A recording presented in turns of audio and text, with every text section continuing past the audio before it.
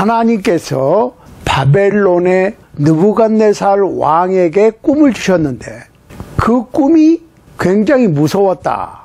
이해를 못했다. 그런데 기억을 못했다. 그래서 느부갓네살 왕이 박수와 술객과 점장이와 갈대아 술사들을 불러서 자기가 꾼 꿈인데 기억을 못하는 꿈을 듣고자 했거든요. 그리고 해몽을 원했습니다. 세 한번 해보세요. 박수, 술객, 점장이, 갈대아 술사. 그 얘기는 마술사, 점성가, 마법사, 갈대아 술사들.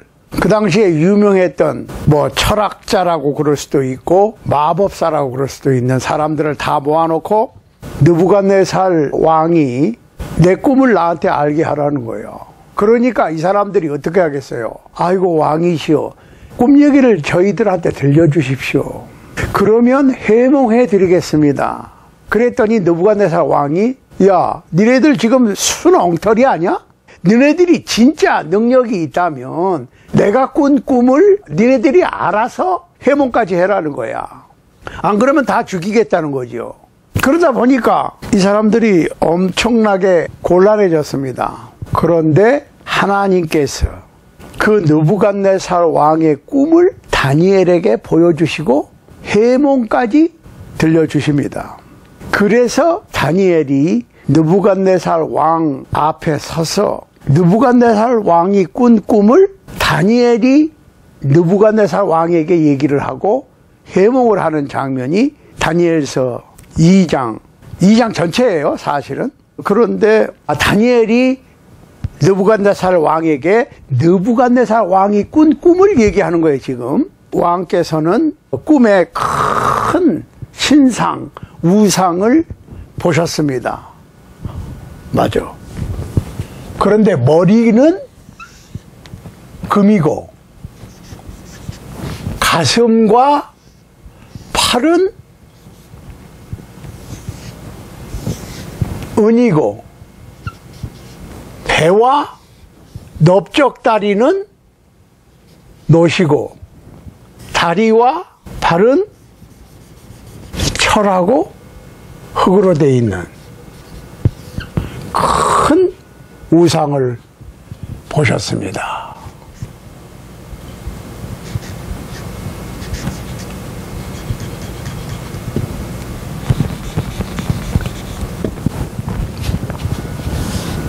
그랬더니 맞아, 이제 기억이 나는 거예요. 그러면서 다니엘이 느부갓네살 왕이 꾼 꿈에 나타난 이 큰 신상, 우상에 대해서 설명을 합니다. 하나님께서 장래일을 느부갓네살 왕께 미리 알려주신 건데 하고 설명을 합니다. 느부갓네살 왕께서는 지금 현재 바벨론 제국의 느부갓네살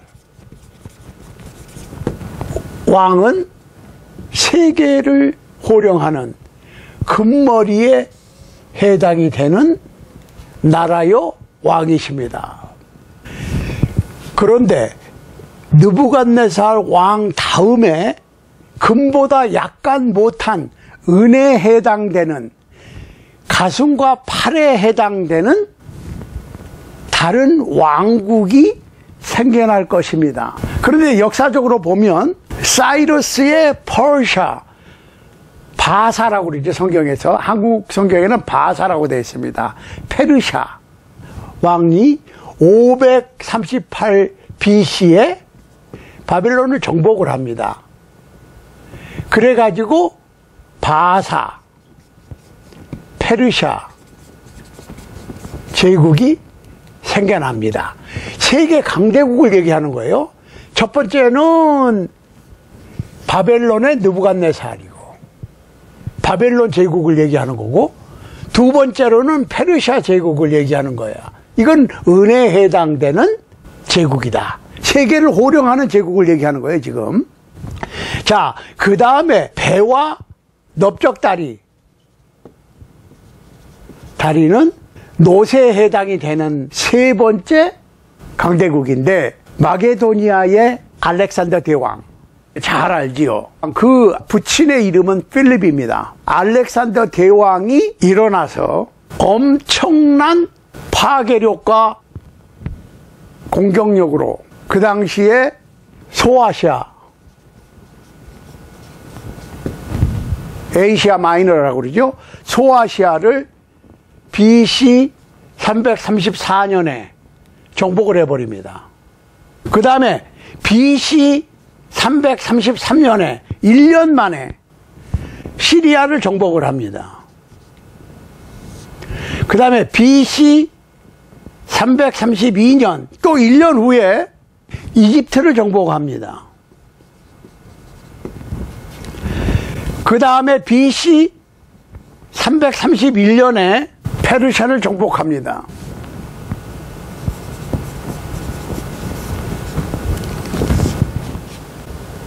쉽게 얘기하면 그 당시에 천하 통일을 해놓은 거예요.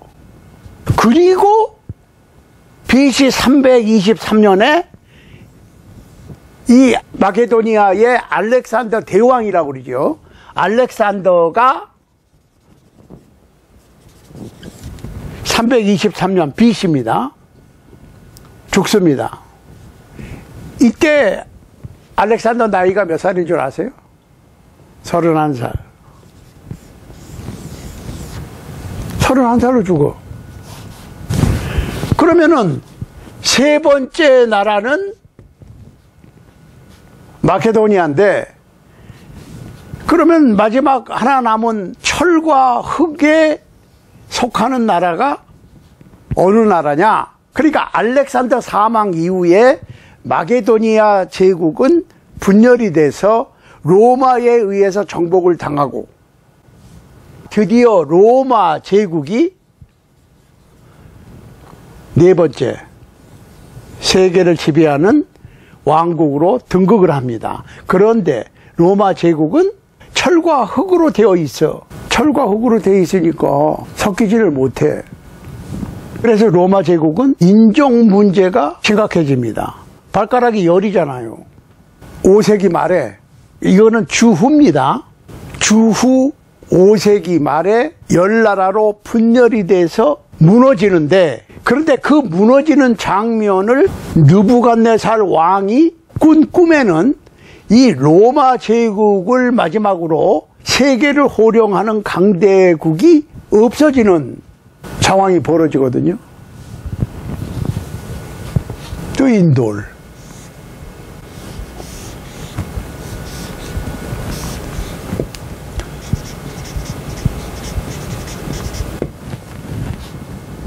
잘라낸 돌을 얘기하는 건데, 사람이 손으로 잘라낸 게 아니야. 그런데 이 뜨인 돌이 이 큰 신상을 내리치니까, 잘 들으시라고, 산산이 부서져 바람에 불려 온데간데 없어지고, 그 돌 조각이 큰 산을 이루었다. 신상은 없어지고. 그 얘기는 뭐예요? 세계를 호령하는 바벨론 제국, 페르시아 제국, 마케도니아 제국, 로마 제국이 이 뜬 돌, 사람의 손으로 뜬 게 아니라 그냥 띄어져서 공중에 뜬 돌이 내리쳐서 강대국을 없애버리고, 강대국은 없어져 버리고, 그 돌 조각이 큰 태산을 이루었다. 그러니 얼마나 무섭겠어요. 자, 그런데 이거를 마지막으로 다니엘이 설명을 할 때는 바벨론 제국의 왕께서는, 느부갓네살 왕께서는 금머리에 해당되는 나라고, 그 다음에 은혜에 해당되는 나라가 나오고, 노새에 해당되는 나라가 나오고, 철과 흙으로 된 강대국이 일어날 것입니다 라고 설명을 했지. 그렇지만 지금 우리가 세계사 쪽으로 봤을 때 바벨론 제국의 다음에 페르시아 제국의 다음에 마케도니아 제국의 그 다음에 로마 제국이라는 겁니다. 이때 이름을 얘기한 게 아니에요. 우리가 이 다니엘서 2장에 나와 있는 느부갓네살 왕의 꿈과 그것을 해몽한 다니엘이 받은 계시에 의해서 하나님의 뜻에 의하면 그 얘기예요. 세계적인 강대국은 로마 제국으로 끝나고 이 세계 강대국이 없어져 버리고 그 원인이 뭐예요? 뜨인 돌이 신상을 내리치니까 신상은 온데간데 없어지고 그 돌 부스러기가 태산을 이루어서 돌의 왕국을 이루었다. 그 얘기거든요. 자, 그런데 이거를 놓고 설명을 합니다. 다니엘서 2장 44절이에요. 잘 보세요. 이 열왕의 때에 하늘의 하나님이 한 나라를 세우시리니. 이게 지금 사람의 손으로 하지 않은 뜨인 돌이 내리친 신상이 온데간데 없어지고 그 돌 무더기가 천하의 큰 태산을 이루었다고 하는 의미가 세계적인 바벨론, 페르시아, 마케도니아, 로마 제국을 끝으로 없어지고 한 나라, 돌의 왕국, 한 나라를 세우실 것을 보여주신 것이다 라고 해석을 하는 거예요. 지금 이 열왕의 때에 하늘의 하나님이 한 나라를 세우시리니 이것은 영원히 망하지도 아니할 것이요 그 국권이 다른 백성에게 돌아가지도 아니할 것이요 도리어 이 모든 나라를 쳐서 멸하고 영원히 설 것이라. 왕이 사람의 손으로 아니하고 산에서 뜨인 돌이 철과 녹과 진흙과 은과 금을 부서뜨린 것을 보신 것은 크신 하나님의 장래의 일을 왕께 알게 하신 것이라. 이 꿈이 참되고 해석이 확실하니이다. 그러니까 이 꿈을 세계사적으로 비교를 해보니까 이렇게 나온다는 얘기고, 그렇다면 과연 이 큰 신상을, 즉 세계적인 강대국을, 세계를 호령하는 제국을 부서뜨리고 없애버리고 생겨난 한 나라, 하나님께서 세우실 한 나라, 즉 돌의 왕국이 무엇이냐 하는 거죠. 그 얘기는 돌에 대해서 우리가 생각을 해봐야 돼요. 사도행전 4장 10절에 보면 이런 말씀이 있어요. 너희와 모든 이스라엘 백성들은 알라. 너희가 십자가에 못 박고 하나님이 죽은 자 가운데서 살리신 나사렛 예수는 너희 건축자들의 버린 돌로서 길모퉁이의 머릿돌이 되었느니라. 다른 이로서는 구원을 얻을 수 없나니 천하 인간의 구원을 얻을 만한 다른 이름을 우리에게 주신 일이 없음이니라 하였더라. 하나님의 독생자 구세주 예수 그리스도를 돌에 견주어 설명을 합니다. 건축자들의 버린 돌이 모퉁이의 머릿돌이 되었다. 구원의 머릿돌이 되었다. 그 돌이 예수 그리스도다. 즉 예수 그리스도를 믿는 그리스도교, 기독교, 크리스찬니티에 의해서 결국은 4대 강국의 마지막 로마 제국이 무너지지요. 기독교가 로마 제국의 공식 종교가 된 것은 로마 제국의 황제 테오도시우스 1세가 통치하던 중인 380년에 에딕트를 발표를 하는데 기독교를 로마 제국의 국교로 지정을 합니다. 이 그리스도교는 이후 로마 제국 내에서 성장해서 중세 시대를 휩쓰게 되고 결국은 세계적인 큰 나라가 됩니다. 그러니까 기독교가 형성이 된 예수 그리스도에 의해서 유대의 건축자들이 버린 돌이 진모퉁이의 머릿돌이 되어서 예수 그리스도가 반석이 되어서 세계적인 엄청난 태산과 같은 돌의 왕국을 이루었는데 그것이 크리스찬니티, 기독교다. 그러니까 결론적으로 예수 그리스도의 복음을 통해서 거대한 신상, 세계적인 강대국은 사라지고 돌의 왕국이 이루어지는데 거기가 어디냐? 사도행전 2장입니다. 그래서 이것을 베드로전서 2장 4절 이하에 보면 이렇게 되어 있어요. 사람에게는 버림바가 되었으나 하나님께는 택하심을 입은 보배로운 산들이신 예수에게 나와 너희도 산돌같이 신령한 집으로 세워지고 예수 그리스도로 말미암아 하나님이 기쁘게 받으실 신령한 제사를 드릴 거룩한 제사장이 될지니라. 경에 기록하였을 때 보라 내가 택한 보배롭고 요긴한 모퉁이의 돌을 시온에 두노니 저를 믿는 자는 부끄러움을 당치 아니하리라 하였으니 그러므로 믿는 너희에게는 보배나 믿지 아니하는 자에게는 건축자들의 버린 그 돌이 모퉁이의 머릿돌이 되고 또한 부딪히는 돌과 거치는 반석이 되었다 하니라. 저희가 말씀을 순종치 아니함으로 넘어지나니 이는 저희를 이렇게 정하신 것이라. 오직 너희는 택하신 족속이요 왕같은 제사장들이요 거룩한 나라요 그의 소유된 백성이니 이는 너희를 어두운 데서 불러내어 기이한 빛에 들어가게 하신 자의 아름다운 덕을 선전하게 하려 하심이라.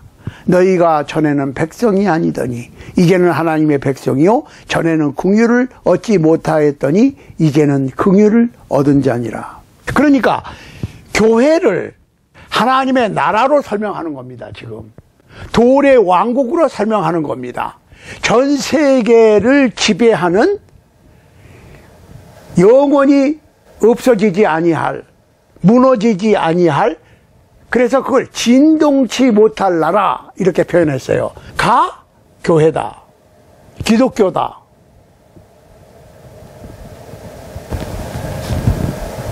그 기독교는 하나님의 나라요, 하나님의 왕국이요, 하나님의 백성이요, 빛의 자녀요, 복음을 통해서 전 세계의 인종과 언어와 종족의 색깔에 상관없이 하나님의 자녀로 회복될 수 있는 세계적인 하나님의 나라, 돌의 왕국,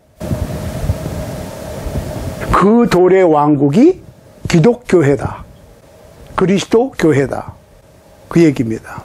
그래서 에베소서 2장 19절에 보면 이러므로 이제부터 너희가 외인도 아니요 손도 아니요 오직 성도들과 동일한 시민이요 하나님의 권속이라. 너희는 사도들과 선지자들의 터 위에 세우심을 입은 자라. 그리스도 예수께서 친히 모퉁이 돌이 되셨느니라. 구약의 선지자들과 그 다음에 신약의 사도들의 터 위에 집으로 지어지는 거야. 그러니까 눈에 보이는 건물의 집이 아니고 영적인 집이지. 에베소서 2장 21절 보세요. 그의 안에서 건물마다 서로 연결하여 주 안에서 성전이 되어가고 너희도 성령 안에서 하나님의 거할 초소가 되기 위하여 예수 안에서 함께 지어져 가느니라. 교회라고 하는 것은 보이는 건물이 교회가 아니란 말이에요. 이제 구약시대에는 성전이 건물이었죠. 그렇지만 신약시대에는 성전이 건물이 아니고 크리스찬 한 사람 한 사람 한 사람이 서로 연결해서 살아 움직이는 신령한 돌이 돼서 세계적으로 큰 영적인 나라를 이루는 거예요. 이것이 교회이고 이것이 하나님의 나라고 이것이 하나님의 가족이고 이것이 그리스도의 몸이다 그 말이에요. 그러니까 골로새서 1장 13절에 보면 벌써 1세기에 그가 우리를 흑암의 권세에서 건져내사 그의 사랑의 아들의 나라로 옮기셨으니 그 아들 안에서 우리가 구속 곧 죄사함을 얻었도다. 예수 그리스도의 십자가의 보혈을 통해서 믿고 순종함으로 그리스도인이 구원받은 하나님의 백성이 된 사람은 이미 천국에 들어와 있는 거예요. 하나님께서 사랑하시는 하나님의 아들 그리스도의 나라로 들어와 있는 거예요. 이걸 착각하시면 안 돼. 예수님께서 재림은 한 번이라고 그랬어요. 그런데 예수님께서 재림하시면 예수님이 이 땅에 발을 디디시는 게 아니에요.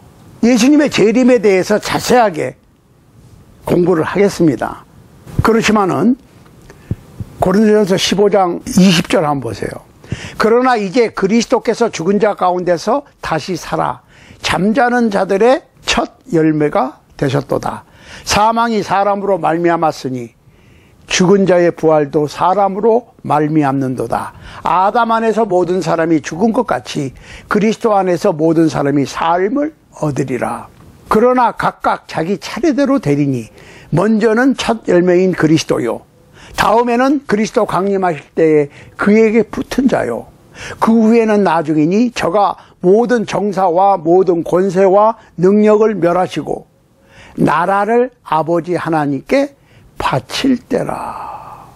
저가 모든 원수를 그 발 아래 둘 때까지 불갑을 왕노릇 하시리니 맨 나중에 멸망받을 원수는 사망이니라. 자, 예수님께서 재림하시면 그의 나라 메시아의 왕국을, 천년 왕국을 이 땅에 세우시는 게 아니라니까요.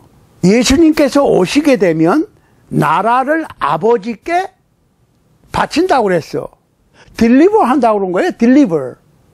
딜리버라고 하는 것은 어떤 것을 한 곳에서 다른 곳으로 가져가는 것을 딜리버라고 그래. 자, 예수님께서 오시면 모든 정사와 모든 권세와 능력을 멸하시고 나라를 아버지 하나님께 바치신다고 그랬어. 딜리버리 하신다고 그랬어. 그런데 많은 사람들이 예수님의 재림을 기다리는데 예수님께서 재림하시면 예루살렘에 왕자를 트시고 초림 때 이루지 못했던 메시아의 왕국을 거기에다가 이루시고 전 세계를 하나의 왕국으로 다스릴 것을 기대하고 있는데, 성경에는 예수님께서 오시면 나라를 아버지께 바친다, 딜리버리 한다고 그랬는데, 아니 그 얘기는 이 세상에 나라가 이미 존재한다는 얘기고, 고린도서 1장 13절이나 다른 성경 구절에 보면 하나님의 나라는 피지컬적인 나라가 아니고 영적인 나라고, 하나님의 집은 더 이상 건물이 아니고 산돌 같은 리빙 스톤 같은 한 사람 한 사람 한 사람 한 사람, 한 마음, 두 마음, 세 마음, 네 마음들이 모여서 영적인 하나님의 거처가 이루어진 것이고, 그것이 하나님의 나라인데, 예수님께서 오시면 그 나라를, 크리스찬들을, 교회를 천상천국으로 딜리버리 하시겠다는 거예요. 아버지 앞에 바치겠다는 거예요. 그런데 예수님께서 오셔서 그때 예수님께서 메시아의 왕국을, 눈에 보이는 왕국을 예루살렘에다 건설하면 그때 들어가려고 기대했던 사람들이 어떻게 되지? 뻥 하고 뜨게 되겠죠. 생각 한번 해보시라고. 우리가 지금 성경을 많이 오해하고 있다고 보기 때문에 답답하니까 이런 설명을 제가 드리는 거예요. 저가 모든 원수를 그 발 아래 둘 때까지 불갑을 왕노릇 하시리니 맨 마지막에 멸망받을 원수는 사망이니라. 우리의 마지막 원수, 최후의 원수, 진정한 원수는 뭐예요? 사망이라고. death, 죽음. 예수님께서 죽음을 이기셨잖아요. 그러면 예수님을 따르는 예수님의 백성인 우리도 결국은 죽음을 이기게 될 것이다. 예수님께서 다시 오시면 죽었던 사람은 죽지 아니할 몸으로, 그렇지만 신령한 부활하신 예수님의 몸과 같은 몸으로 부활하고, 살아있는 사람은 변화된다. 죽지 아니할 몸으로 죽음을 통하지 않고 변화되는 거야. 그래서 다 끌어올림을 당하는 거예요. 그리고 이 땅은 다 불탄다고 돼 있어요. 베드로후서 3장 8절에 보면 이 땅은 불태워지기로 리저브 됐다고 그랬습니다.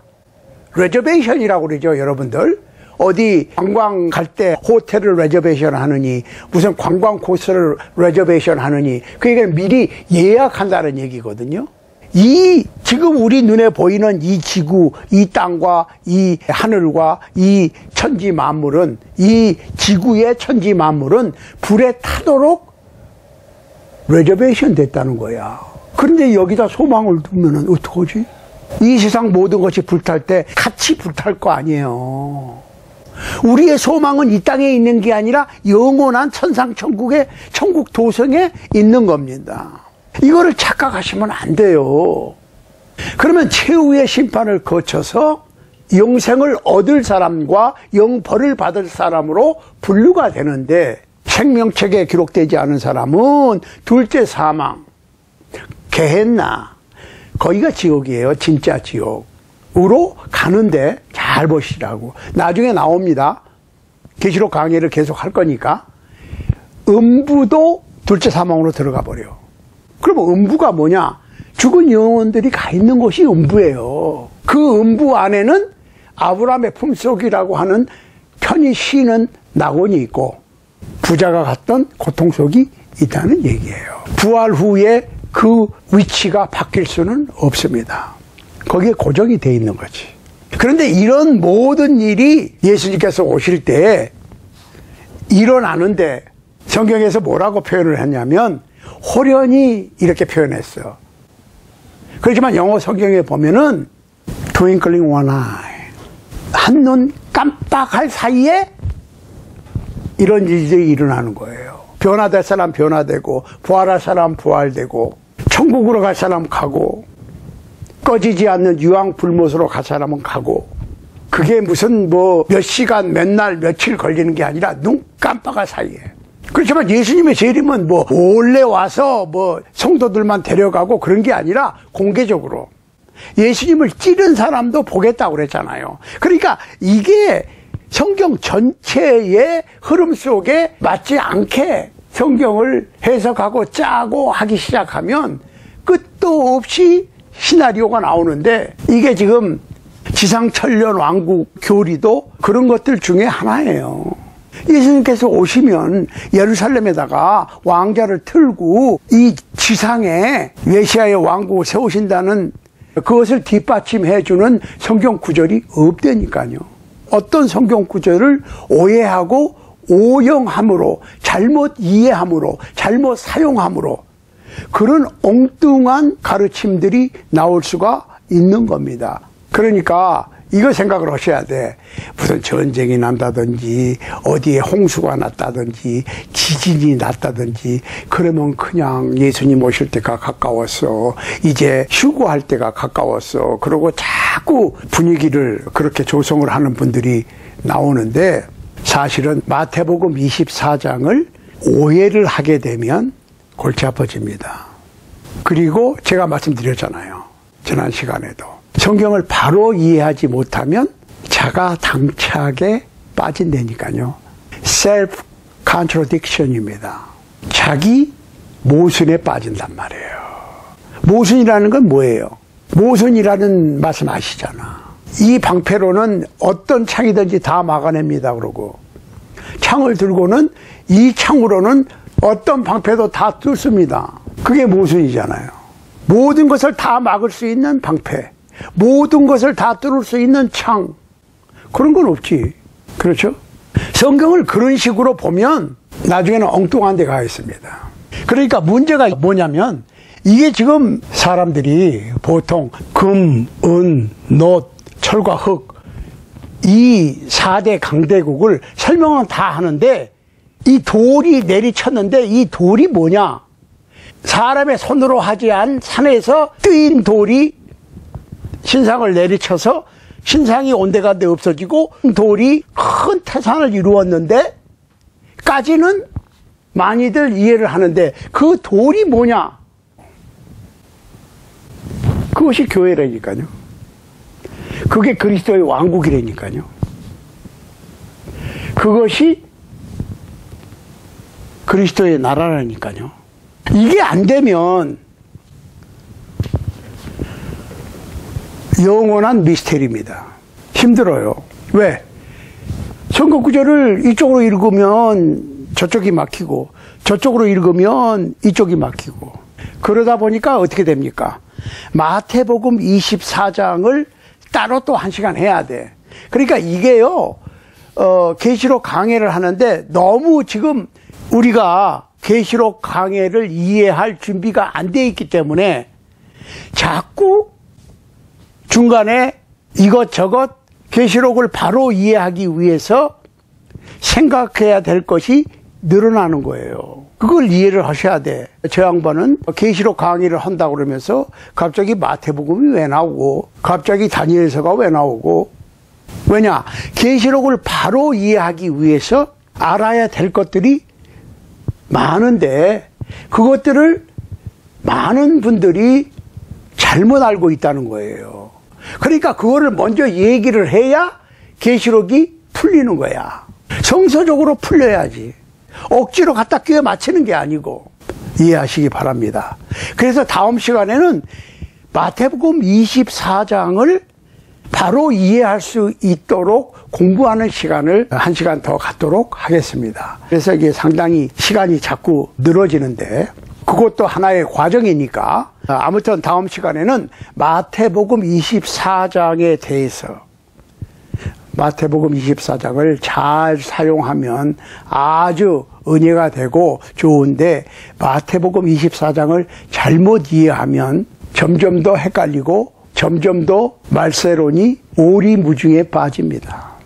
자, 여러분들께서 각자가 다음 토요일까지 마태복음 24장을 최소한 한 번 이상 개인적으로 읽어보시기 바랍니다.